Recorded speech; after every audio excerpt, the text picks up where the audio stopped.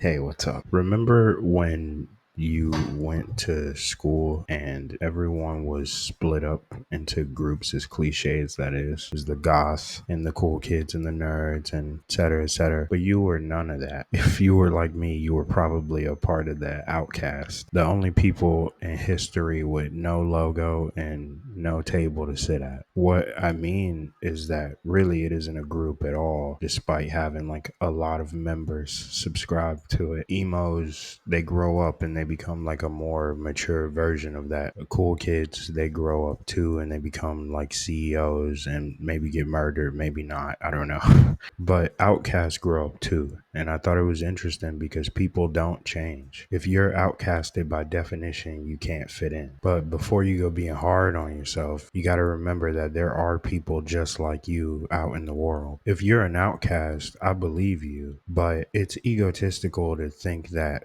you're so special that you literally could never fit in anywhere, that no one could be on your wavelength. So, as hopeless as it may feel, try to be patient and know that things come into our lives at different times, even though we all share some of the same struggles. So, I may get what you have right now when I'm 40. You may get what I have right now when you're 60.